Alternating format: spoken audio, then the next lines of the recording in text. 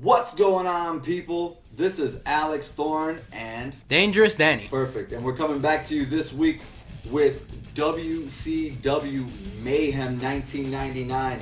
Last week, we crossed the threshold of 500 downloads with WWE Survivor Series 2003, which featured the main event of Triple H going against Goldberg. I mean, this was my favorite time in wrestling, of my adult years at least.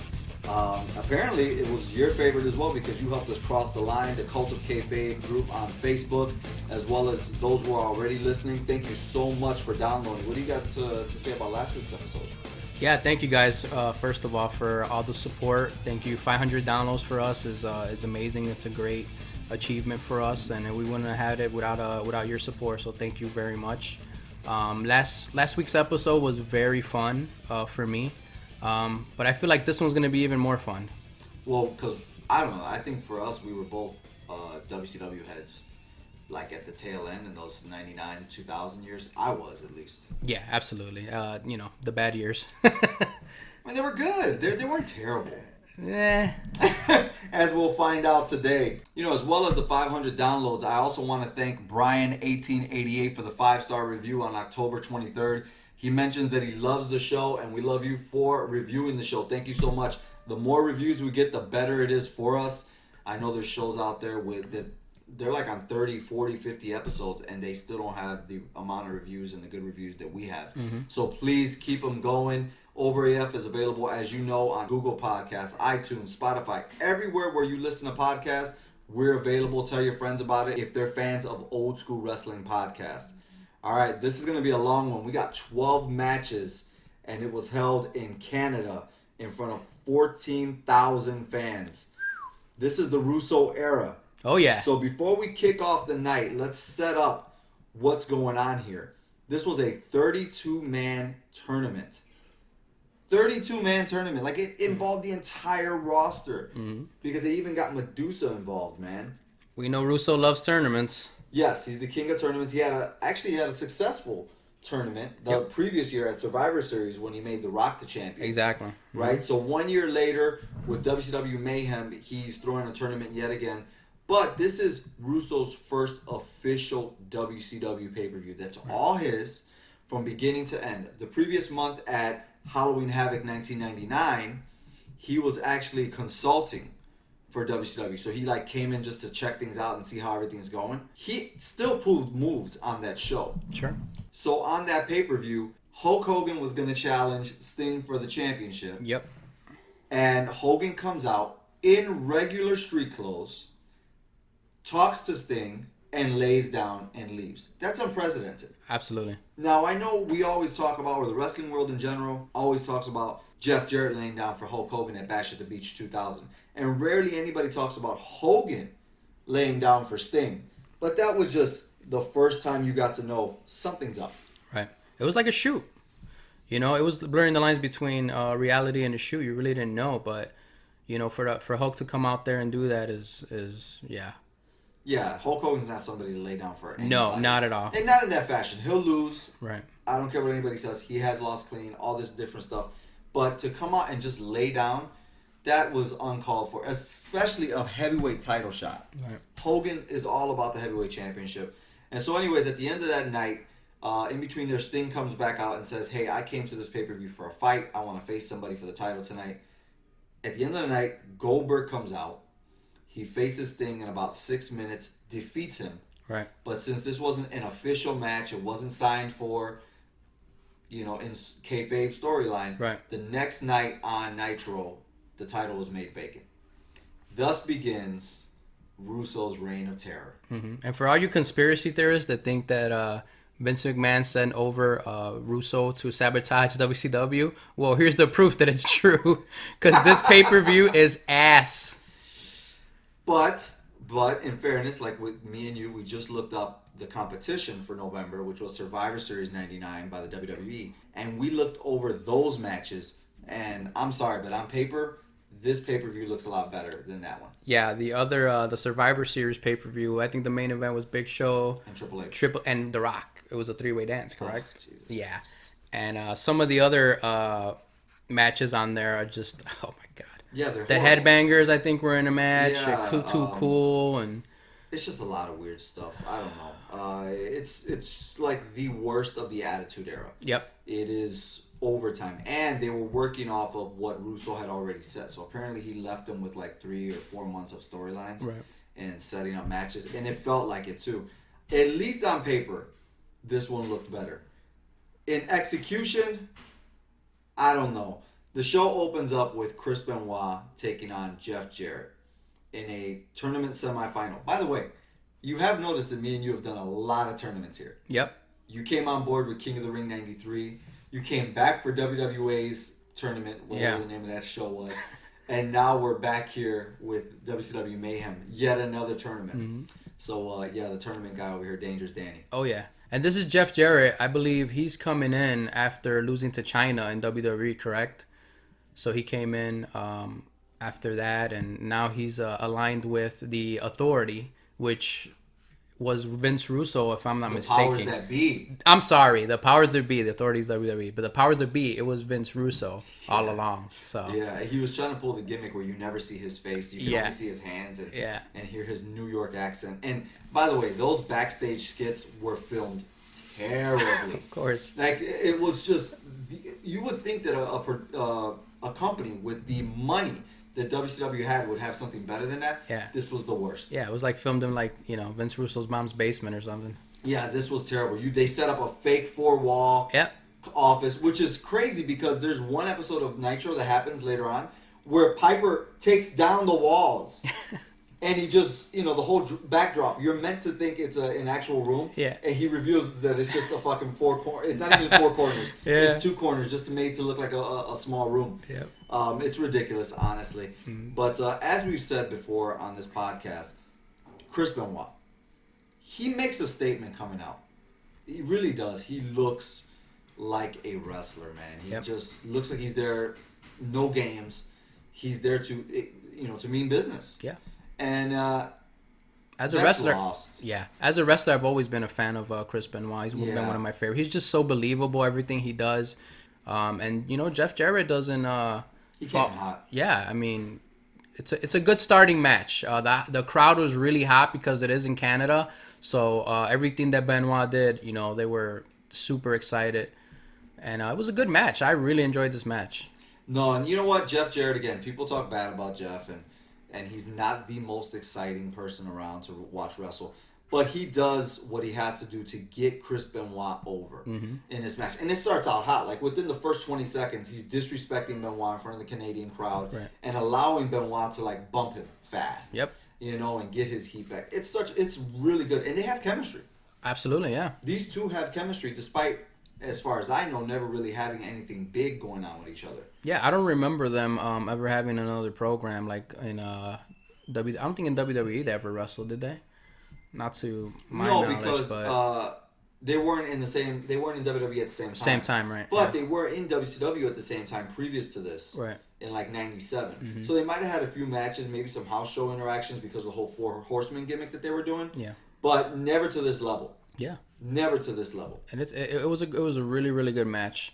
But as you'll see, which is going to be like every single match, interference. They should have called this WCW interference instead of Mayhem, because every match is pretty much somebody interfering, and that's the reason somebody loses, and it's just, I don't know, man. Yeah, WCW had a bad habit of that, and I know that Eric Bischoff recently in his podcast has come out and mentioned we were really bad at finishes.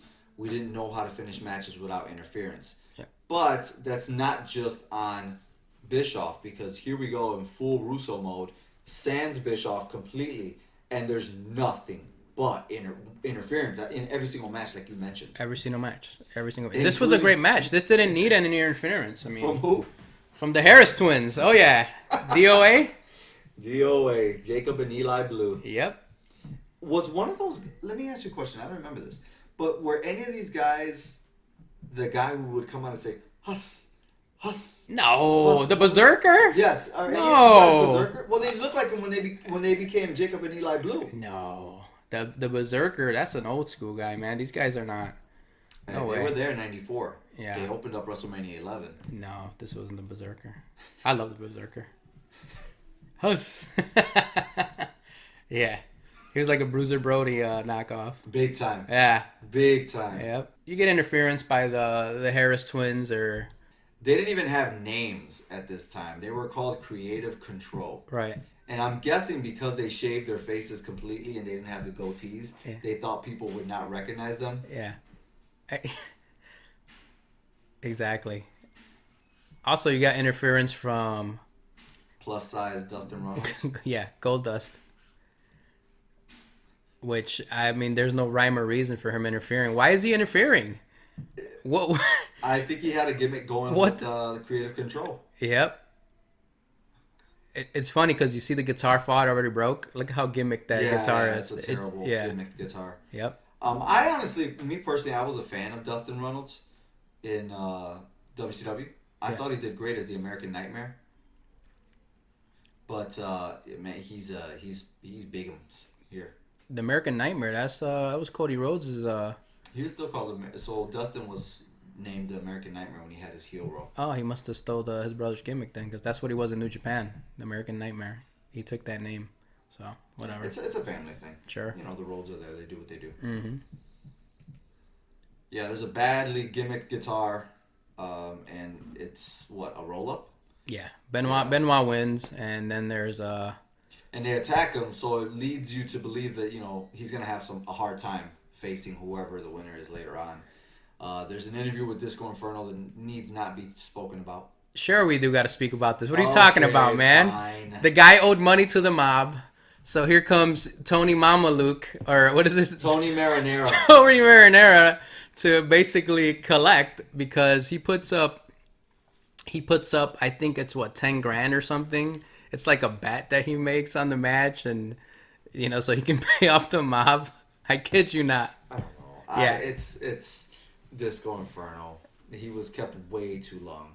There's a singles match for the WCW Cruiserweight Championship between Evan Courageous, who had Medusa by his side, taking on the champion Disco Inferno with Tony Marinara. Yeah.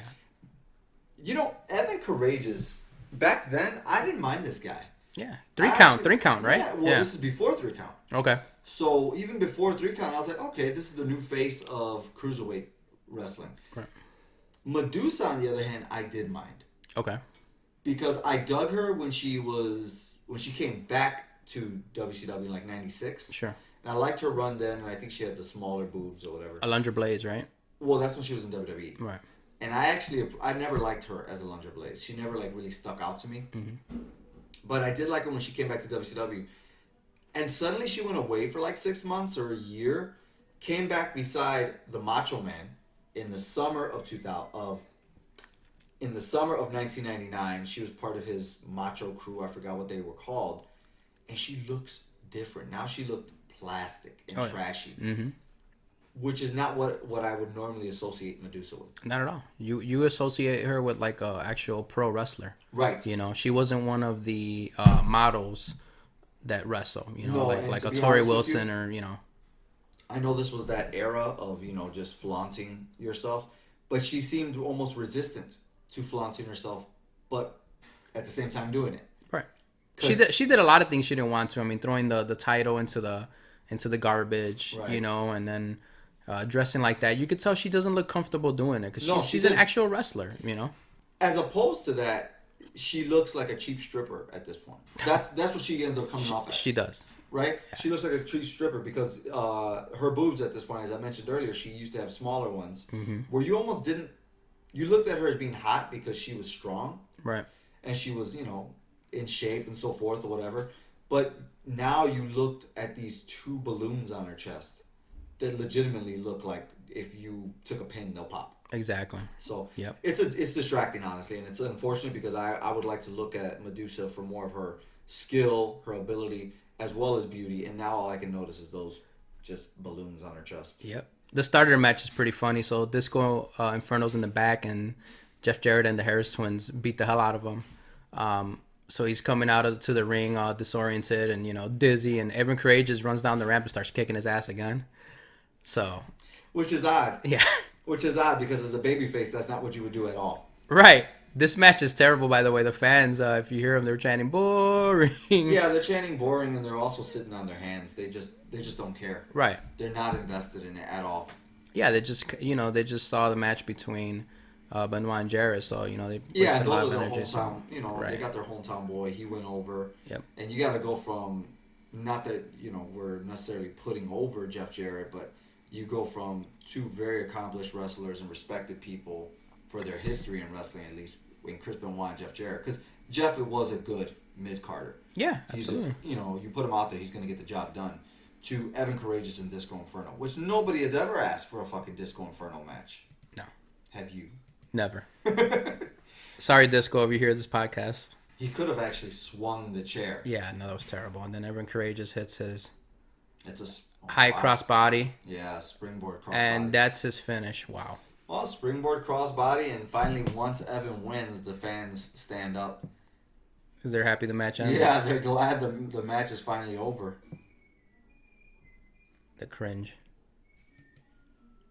It was unnecessary. It was very much unlike things you saw in WCW. Yep. That whole thing with Medusa making out with Evan Courageous. It just wasn't something you saw. Match is a 2 out of 10. Norman was over. Yeah, because he has a Toronto Maple Leafs Okay. So hockey jersey. Yeah, there's a cheap pop for Norman Smiley. And he's scared of everything, by the way. Yeah, Screaming Norman. He's going to take on Brian Knobbs post Nasty Boys tag team career. The Nasty Nanny. Hogan's Nanny. Remember that? Yeah. Hogan knows about it. Good old Brian Knobbs. I'm really glad that he went on, though. Yeah. I'm glad that he went on his own. He did not need Jimmy Hart by his side. But I'm glad that he had a career post Jerry Sags. Sags.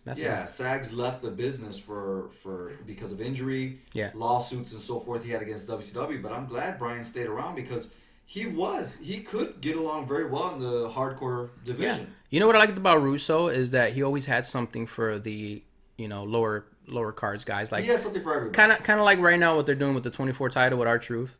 They're giving somebody in the roster something to do. So all the lower card guys that you hardly see on TV, you throw them all at once and give them some type of, I guess, TV time. But this match is it's almost a parody of what hardcore is. I love the ending of the match. It's my favorite part of the match. It might be my second favorite thing on the pay-per-view. Are you serious? It's so funny.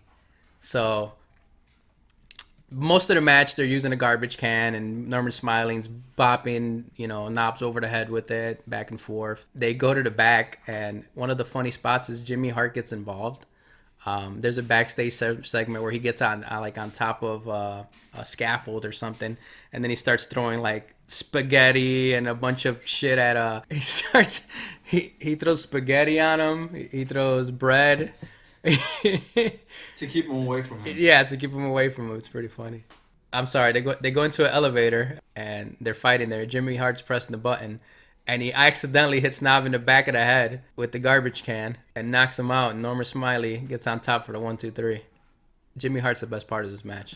Well, again, it's very similar to what you said today, the 24/7 title, which is the hardcore title in a sense as well. It's Norman Smiley attempted to do the dirty wiggle, and Brian Knobbs bashes him in the back of the head with a garbage can. Well, it's played off as comedy. Yeah. Again, like I said, it's a parody of what hardcore wrestling was. Right. I've never been a fan of hardcore wrestling myself, but, it deserved better than this, at the very least. I loved it. I laughed. 10 out of 10. So, third matchup, we've got the Revolution, which was Perry Saturn, Dean Malenko, and Asia, with Shane Douglas taking on the Filthy Animals, Eddie Guerrero, Billy Kidman, and Tori Wilson with Conan. Asia. I wonder what she's a ripoff of. I don't know. God. I'm not sure. I just can't put my finger on it. A buff, blonde woman who's from the bodybuilding world in pro wrestling. Jeez.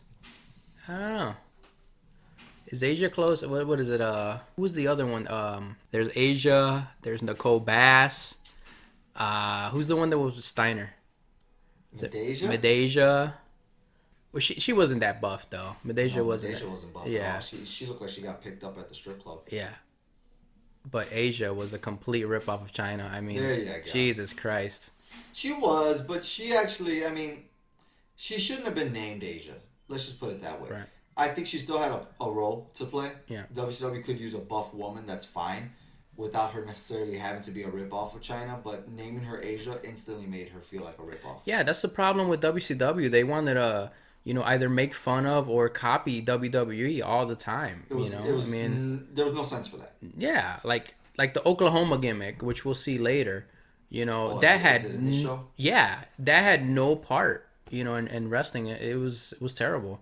Actually, you know what? I'm just looking it up right now. Asia actually has a pretty cool name. Her real name is Christine Marie Wolf.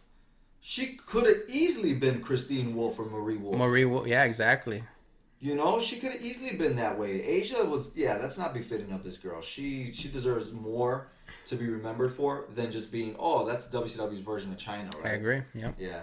On the other side, they've got Tori Wilson, who this is before she really gets her shit together in WWE and learns something. Yep. She looks hot. She looks great. She's still very buff as well. Yep. Because she was a fitness competitor before she got into wrestling. Right. She was just the worst part of this match, though. When she got in there, it was just terrible. Asia actually held her own. You could tell she actually had some wrestling training. Some training. She went to school, I'm sure. For sure. With her husband Dale Torborg, who would later become the Demon. I don't think he's debuted here yet, has he? I don't remember that. No, that was the Kiss days, right? Yes. No, I don't think. Which happened in October. Yeah. That happened in October as well. But it was Brian Clark. Chronic. No, I'm sorry. It was Brian Adams, Mm-hmm. the former Crush. He was the first Demon. Who is that? Dean Malenko gets into an altercation with a fan that has a Canadian flag and poked him in the face with it. And... Was it a real fan? No, you mark. It's part of the show. You think they would have showed him? Hell no. Yeah, she had training. Yeah, she had training. She knew how to bump and everything. Well, let's also remember that this is 2 months before Eddie Guerrero, The Radicals. Dean Malenko, Perry Saturn leave. Yep. Who was the other person that came with them? Benoit. Oh, Benoit. That's right, Benoit. So yeah, they're all on the show. I always found that funny that Revolution and Filthy Animals had to just completely disband. Apparently, Conan thought he was going to go with them, and so did Shane Douglas. Yep.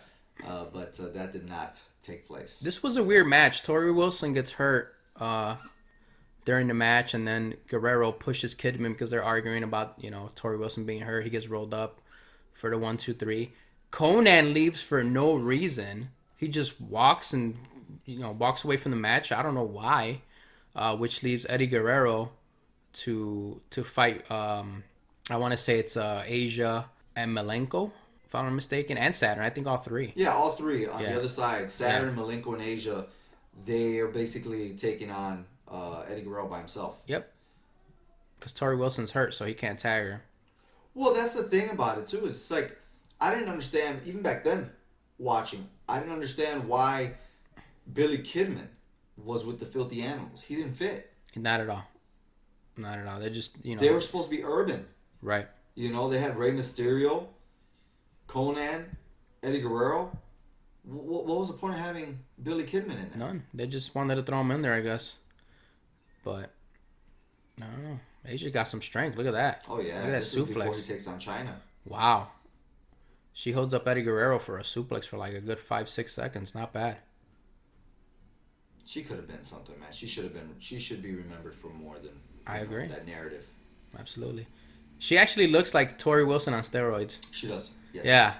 The one thing about Eddie is that even though we know that wrestling is orchestrated and all that stuff, he does look like he's struggling to do the next move, and he does look like at the moment he's just going with the flow. Yeah. As opposed to today, it looks like everybody's playing with each other. I agree. Know what I mean? It looks very orchestrated. Here, we know they've talked about this. We know they're setting each other up for these things, but it does look organic. Let's put it that way. Right. Yeah, those guys have been working with each other for years. Obviously, if they all did, that exodus to WWE, they must have been close friends. Oh, absolutely. And all talked about it. So, I really do wish today's wrestlers could grasp onto something looking more organic than it does orchestrated. Mm-hmm. It shouldn't look like a dance. It should look like a fight, and that's two different things. Yeah. This match ends with Perry Saturn defeating Tori Wilson. You would think he would do a strong move to her, maybe hold her down, maybe catch her by surprise, something with force. No, he gives Tori Wilson a low blow to the hymen. There's nothing more Russo than that. You know what, bro? Give her a low blow. That'll really take her out. Oh, it's horrible. Mm-hmm. Hell, she hurt her ankle. Put her in her ankle lock or something. Yeah, she'll very tap simple. out. She was selling her ankle throughout the whole match. Yep. And then it ends with a man giving her a low blow. It's stupid. That's Russo. It's just ignorant. I'm sorry. You can go ahead talking about your how wrestling has devolved or evolved. Yeah, I mean everything now is a high spot. You know, I mean there's I dare you to watch a match that somebody doesn't do a suicide dive. Every single match has that. Everything is a high spot. You know, there's no storytelling. There's no, wrestling. You know, it's all theatrical. It's all a bunch of flips. It's like watching, It's like Circus du Soleil. Yeah, exactly. It's fucking work watching a circus or a dance show on TV. Right. And unfortunately, I'm sorry, as somebody who's been a part of the business before for 4 or 5 years, it really comes down to protection. Mm-hmm. It comes down to the owner of the company or the booker of the company saying, Danny, you cannot do the leg drop because somebody else is going to do it. Alex, you cannot do the super kick because, whoever else is going to do it, Shawn Michaels is going to do it. You cannot do this. You cannot do this. This is the first match. They, orchestrating the show. It doesn't seem like that happens now. Right. It's very much like go out there, get in your shit, and do as much as you can. There's no real flow. Which is actually why the fans end up hating people like Roman Reigns, because they're like, oh, he can't wrestle, he's boring, he's not doing any high spots. Dude, it's not about that. Right. We'll go into the next match, which is actually a retirement match with Buff Bagwell taking on Mr. Perfect Kurt Hennig. Not a good match, by the way. No, which previous to this, Kurt Hennig went against Goldberg and lost, but since Goldberg didn't release the hold, they reversed the decision to Hennig so that, Goldberg doesn't get beat by Hennig. Exactly. So this match, this is why this match is so bad and it buries Kurt Hennig. This match is Buff Bagwell versus Mr. Perfect Kurt Hennig. Buff Bagwell got beat up backstage, right? So he's hurt. And instead of him coming out to the ring, it's the Harris twins. It's Jeff Jarrett. They come out and they beat up Mr. Perfect, right? It's a 7-minute match. So you think, Buff Bagwell, he's already hurt. It's a retirement match for Hennig. So he's going to give it his all, right? He doesn't want to retire. He loses clean to the Blockbuster. A clean loss. Like if the Blockbuster's the RKO, like if the Blockbuster is the Tombstone, he loses clean to that move. What exactly was the point of Jeff Jarrett and Creative Control coming out during this match? I don't know. I mean, every single match has interference. So, I mean, that's like the theme of the show. I do not know why he came out. I do not know. He's already done. Jarrett is done. He lost his match. It's not like taking on or attacking Buff Bagwell or Kurt Hennig, which at this point they've attacked both of them. Both of them. It's not going to get Jeff back into the tournament. So what are we doing here? Exactly. I do appreciate, and I don't remember, I'm not sure if they were doing this storyline before Vince Russo came along, but I feel like this retirement storyline came about once Vince came here. It was a reason to give Kurt Hennig TV time, which is great because honestly he wasn't doing anything anymore. Sure. But if you remember, even though he loses this match, he's back in 2 months. He's right back he joins Russo. So yeah, as Danny was saying, I mean, we just went to the side here and looked up on Wikipedia what happened after this retirement match and him losing clean. He gets reinstated. You were right. He gets reinstated by Russo, joins Creative Control, and does this 3-way gimmick with the Harris twins. Right. That's a shame. It's really a shame. We now have the Sting versus Bret Hart match that we should have gotten the year prior at Halloween Havoc. Right. Right? When it was Tomato Face Sting versus NWO affiliate Bret Hart. Sting has a chip on his shoulder. The moment he comes into this whole thing with Vince Russo and has to give up his title because he feels like it's mine, right? It should be reverted back to me. Yeah. Sting's attire is terrible.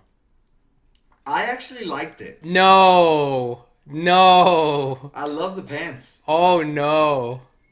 I don't like him wearing his own shirt from 1997. Yeah. I hate the pants. I don't like that. I love the pants. No. No, we needed This feels like an indie appearance by Sting. Yo, God. This is terrible. His makeup, as I mentioned before, is very different as well. Much more angular. We make you look more demonic or something. This is the match we deserved when Bret Hart first came into WCW. He should have had a program with Sting, you know? I mean, you would have. Although I will say, I do like that he took on Ric Flair and then Kurt Hennig in his first 2 months of WCW action. Yeah, but you know, the build-up would have been to fight Sting because they were so similar. It would have been a match where the Scorpion Deathlock versus the Sharpshooter. That would have been perfect. The issue is that while Bret Hart can get a good match out of most people, I don't think he's ever had a good match with Sting. And it's not because of Bret. It's because of Sting. Yeah. For whatever reason. I don't know. Yeah, Sting is really... They don't have chemistry. Let's just put it that way. None. These two do not have chemistry with each other. Because Sting is a very off-the-cuff wrestler. Very. Very. But this match was just weird. You know, another interference. You get Lex Luger interferes, right? And hits Sting in the leg with the bat, right? The referee took a bump. He's down. So the referee gets back up and disqualifies Sting, even though he was the one that got hit, which makes no sense. You also get interference from the Outsiders as well. That's another thing. Once Lex Luger comes out to interfere, he's running out, and he looks like on his face he's agitated that he had to run to the ring. Yeah. I'm sure he was sitting down. Honestly, this match, if it was going to end by the call of a referee, it should have ended in a double DQ or no contest. Right. There was no reason to disqualify Sting. So Bret Hart's pleading with the referee not to end the match like that. He doesn't want to win that way. This is the babyface push that Bret Hart should have had from the beginning. Bret Hart wins by the sharpshooter, end of the match. You know, Sting had the bad leg, so he had to tap out. But it still wasn't the match that I felt that they should have had. You know, it was just, this is awful. It's an awful match. I'm so disappointed. It's your boy. The next match, we get Alex Wright, now repackaged as Berlin with the Wall. That's Alex Wright, not Alex Thorn, by the way. Although I did like the gimmick. I could have pulled this gimmick. Yeah, off, for sure. He's taking on Vampiro with Jerry Only of the Misfits. And this is a dog collar match, which this belongs in the trash. The entire match is just awful. It's a 5-minute match, and I mean, it is. I would say this is the worst match on the card. The worst. Oklahoma. Yeah. Oh, and yeah. So this is the part where, like I said, Dr. Death comes out with basically a mockery of JR, Oklahoma, which is Ed Ferreira, if I'm not mistaken. Ed Ferreira playing JR, and Russo's boy. Yeah, you know, the worst part about it, you know, I mean, if you want to make fun of somebody, cool, whatever, but you know, making fun of the cerebral palsy, you know, with his face, you know, to the side like that, that's uncalled for, man. You know, that's. I think it would have been funny once, and that's it. My issue is that nobody ever faults Dr. Death. Steve Williams. And he was supposedly like a big friend. He's very close friends with Jim Ross. And Jim Ross to this day just, well, you know, I don't blame Steve because, you know, Steve was just doing his job. No. If you're a true friend, you don't just say, oh, well, yeah, I'm sorry I have to do it, but, you know, they told me to. Right. Get out of here, man. That whole thing, that was just terrible. Exactly. Well, anyways, Vampiro defeats Berlin. There's nothing to talk about in this match. Don't ever go out of your way to watch this in any way, shape, or form. Skip it. This is where you learn how to utilize your fast forward and your skip button. And then the next match is going to be Meng versus the Total Package, Lex Luger. Lex Luger's coming to the ring with a neck brace on. You know, he was saying he couldn't wrestle because he hurt his neck, so... But he just interfered in the match with no neck brace, no issues. He's hurt, Thorn. He hurt his neck. What do you want? Jesus Christ. So he comes to the ring with his neck brace on, which actually is a ploy because the reason he wore that was to block the Tongan death grip. Oh, that's great. That's great. What a great gimmick, man. I love it. That's good. Okay, that's good. I just wish he didn't interfere. Yeah. You know, if this was the first time he came out, that'd be great. But the fact that he was already there is terrible. Yeah. Watching Luger wrestle with the neck brace is I think this might be my favorite part of the pay-per-view. The main part of the match is when Luger's on the ropes and Elizabeth takes like half an hour to take out the gimmick pepper spray and hits Lex Luger in the eyes with it, aiming towards Mang. As you know the story that Mang, basically nothing can hurt the man. He was actually pepper sprayed and it didn't hurt him. So they try to bring that into the sure, but show she misses. If you want to watch it, she misses and hits Luger, and then Mang wins with the Tongan death grip. Come, how do you miss? She come. Oh my god. Oh, that was awful. I would have fired her right there. It was terrible. Next up, we've got the man, Scott Hall. Champ. The champ. Yeah, he's holding on to the television and the United States title. I'm not a big fan of this version of Scott Hall at all. He's not drunk. He's not drinking. There's really no reason for him to be... He looks drunk. He looks drunk, but I don't understand this version of Scott Hall. Yeah. This was an open challenge, by the way. Yeah, he takes on Booker T, which you know Booker T is going to get a good match out of anybody. I do wish, again, and I mentioned this I think in a podcast episode with you before. Sure. I wish Scott Hall was pushed to be more in tune with wrestling again at this point. I agree. Because he does feel like he's slacking. This does feel like, you know, Booker T and TNA. At this point, he's not anything reminiscent of Razor Ramon or the Impact player he once was. I feel like his career could have gone so much more, you know, should have gone so much farther if it weren't for his demons, you know, which is really sad. This whole pay-per-view is... I mean, if you can find a match that there's no interference, I dare you. Well, you know, earlier on, there wasn't interference in the ending of Henning versus Bagwell, but in the beginning. Right. She reminds me of the girl that... No, her movements are very sporadic, like Lashley. No, the girl that was with the guys from WWE, the guys that look like gimps. Yep. I forget her name, but that's who I thought it was at first. Shaniqua. Yep. She's bigger than Booker T. Yes, she is. Jesus. Wow. She's got to be some from the bodybuilding world. Of course she has to be. Lex Luger's in the back looking to God. I was going to say kill Elizabeth, but that's too soon. Close to home again. Yeah, exactly. Dude, this next match, it's just David Flair against Kimberly Page. Well, you know what's funny about that is that they show David Flair in the back, and when you first look at it, it looks like he's jerking off. Yeah. He's actually just polishing his crowbar. Yeah. But it's again a very Russo thing. Exactly. But yeah, he was obsessed with Kimberly, which is basically the storyline. And Kimberly coming out to wrestle in, I mean, what the hell is she wearing? That's not wrestling gear. Yeah. Again, because I'm going to be honest with you. There is the thinnest layer of whatever it is between her breast and coming out. Yeah. I mean, because those tits are just easily about to pop out. Yeah, who wrestles in that? Yeah.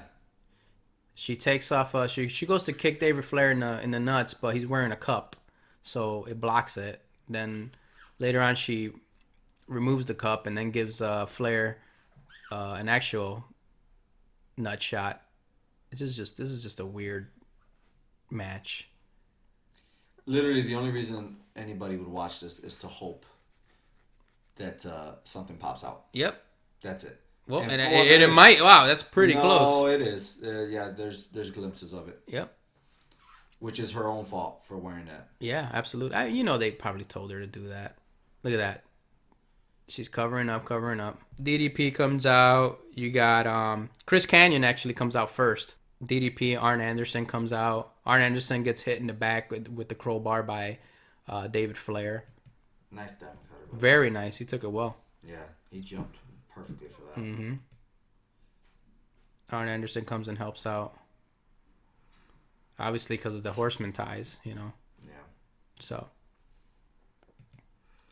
Again, I would say it makes no sense, but none of this makes any sense.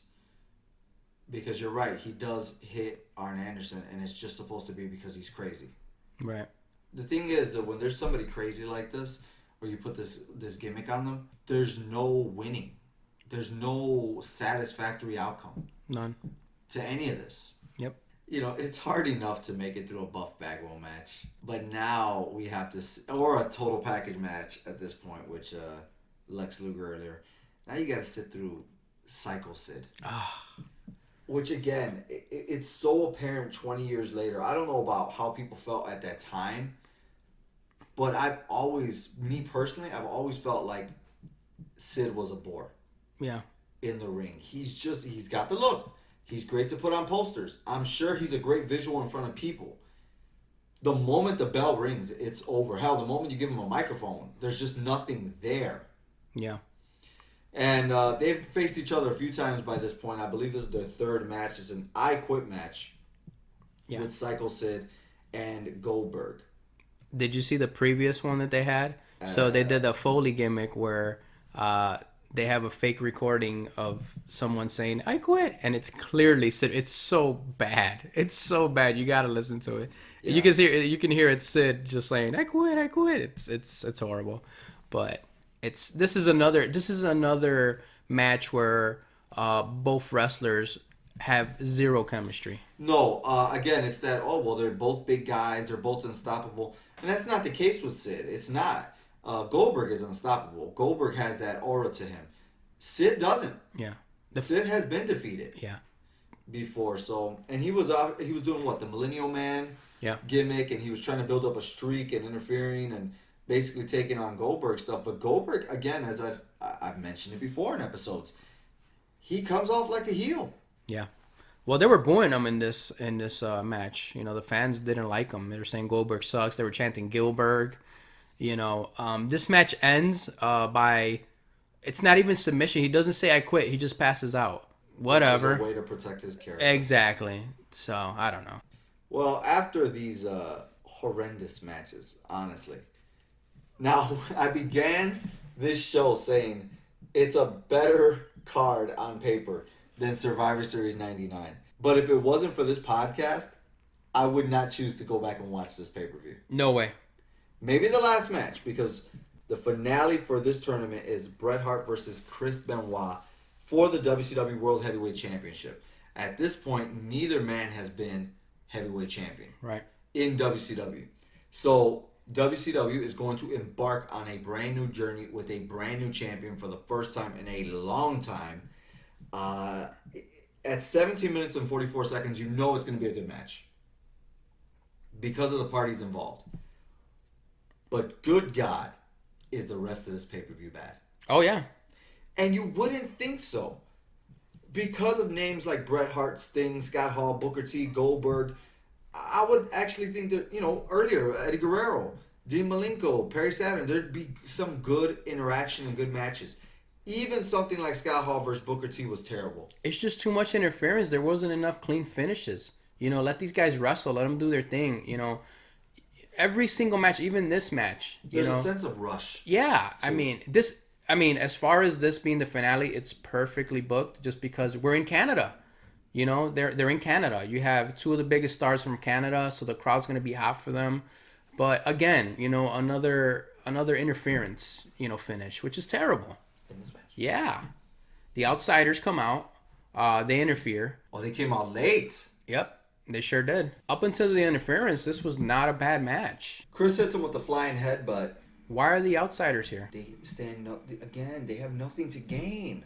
And then here comes Goldberg. Other than the fact that Goldberg is going to face Bret Hart the next month, I don't understand why he's out there. Yeah.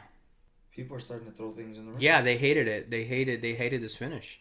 They hated the finish. And then they're in Canada. It makes no sense. Man, Scott Hall looks like shit. Dude, that's what I'm saying to you. Scott Hall looks terrible. I hated this version of his character. Oh my God. And that was all him. It's not that anybody. And then they just leave. Like, Again, I'm telling you, it was rushed. This feels like you remember the video games, the W like SmackDown and stuff, like those games, Yeah. where all of a sudden somebody would just random will come in and interfere in your match. Yeah, you'd have no idea why. No idea why. It would be like somebody that has nothing to do with, whoever's wrestling. This is what this feels like. It's like, why are these guys out here? Why are they interfering? All right, so I'm going to say this. As I'm watching this now, I understand the sentiment that WCW is going for. They're trying to endear Goldberg to the fans because the next month, like I said earlier, Goldberg is going to take on Bret Hart in the main event of Starrcade. It's when he ends his Right? career. Yeah. We'll leave that for another time. Mm-hmm. But I get it. They're trying to put over Goldberg as a babyface. Bret Hart is obviously a babyface here. The issue with it is Scott and Kev have no reason to be out there. None. And again, like you said, they're in Canada, which it perfectly sets up for this to be a clean match. This was unnecessary. Absolutely. These guys were having a really, really good match. It would have been perfect to just let these guys wrestle for a good, 20 minutes to show what they got.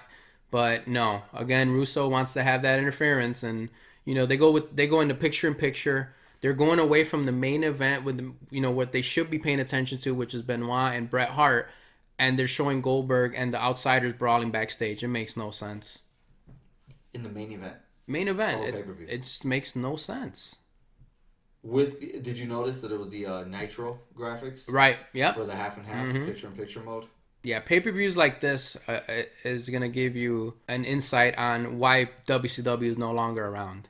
The roster that WCW had at this time, you would think, when we look at the pay-per-view on paper compared to the Survivor Series 99 that WWE is putting on, you would say, like, this pay-per-view, like, hands down, is going to be way better than WWE, but... Direction. There's no direction. It starts from the top. I mentioned it earlier. The owner, the booker, needs to set a standard, and everything feels rushed and sloppy and out of place here. You've got Vince Russo, we all know that's exactly how he works, is this crash TV chaos type of thing going on. And that's what this pay-per-view feels like. It's chaos. Yep. And it didn't need to feel like chaos. Not at all. I mean, imagine if Chris Benoit, he defeats Jeff Jarrett. Yeah, we can have a backstage segment where Jarrett is mad. And then we could take care of the rest of that on Nitro the next night. But we didn't need to see Jeff Jarrett 4 more times in this show. Not at all. We didn't need Scott Hall in this match. We didn't need any of the shit that was happening here. It's just weird. I know it's Mayhem, but, it doesn't need to be... something where in every single match, you're going to have somebody come out and interfere in the match. I mean, it makes no sense. Well, what's interesting, too, is that, the NWO got blamed for, every match had NWO interference. Right. Now the NWO is gone. And there's still interference by now the powers that be in creative control and Jeff Jarrett. It just got replaced with another thing. Anyways, Bret Hart defeats Chris Benoit. And again, it's unfortunate because it is a good match. Ruined by that interference, and the entire crowd is so happy to see their hero, Bret Hart, who 2 years prior was put in the dirt, spit upon and put out the pasture by WWE. He's back on top where he should be in WCW now. Yeah. You see the flag? It's like stained. That's because Dean Malenko had came out earlier in that face paint with the fan he attacked and basically had freaking his face cleaned off with the flag. So Bret Hart's putting up a stained flag. They had a match. I don't know if you remember. They had a match previous to this. Yep. It was an Owen tribute, Owen. and it was a really good match. It really was. This wasn't. But it wasn't their fault. It was because of the way it was booked. It was because of the interference. Mm-hmm. So it had nothing to do with these two guys. So I'll say this. I was watching WCW at this time because, again, I was not a WWE fan or an Attitude Era fan. They hadn't lost me just yet. Mm. I was happy to see Bret Hart win. Despite, this being so messy, I remember saying, God, this is all over the place. But good. Bret Hart's the champion. He's the babyface. He's going to take this company forward. We know what happens in just about a month's time. Yeah. The NWO is reborn, black and silver, NWO 2000, and we have 1 month basically of hope of this company changing, and it goes right back to what killed it in a sense. Exactly. Which is just reruns of the same ideas.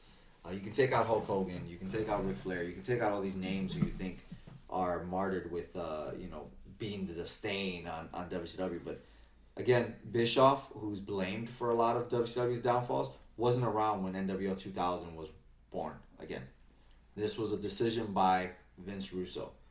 So that is our review of WCW Mayhem 1999. Danny, I feel exhausted after watching this show, but I have to ask you, where would you put this pay-per-view? Do you give it a thumbs up, thumbs down?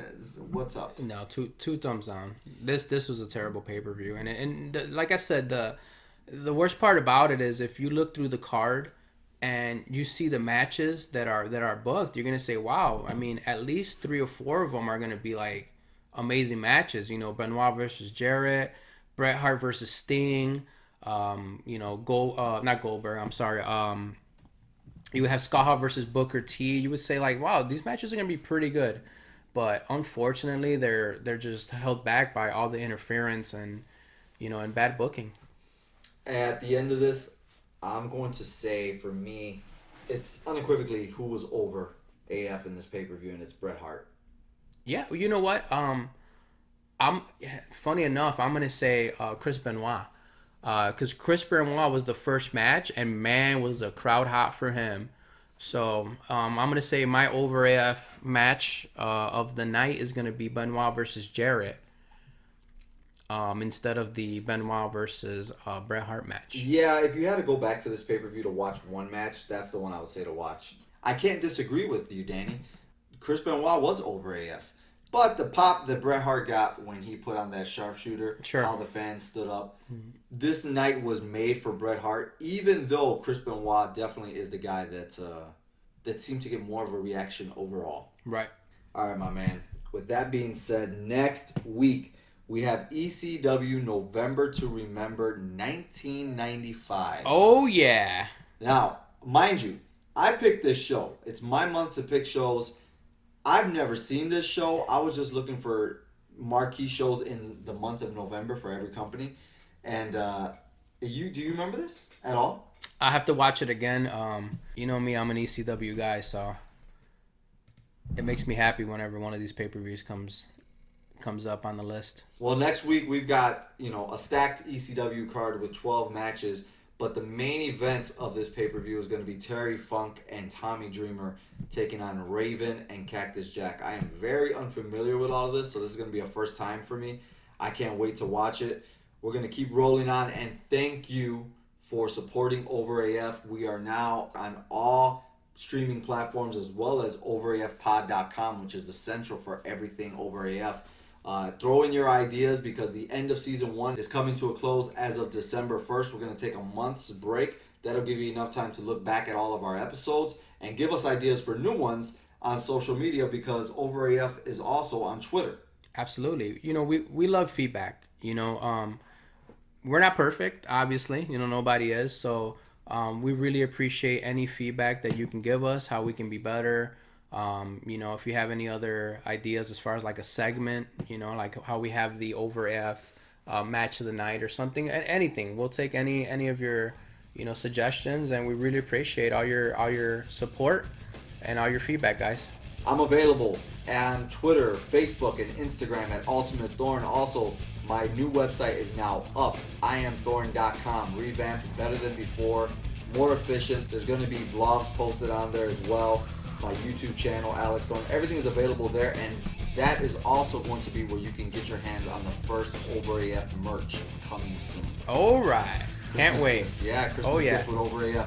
Thank you. Keep in touch with us, OverAF Pod on Twitter and OverAFpod.com. With that being said, we are OverAF.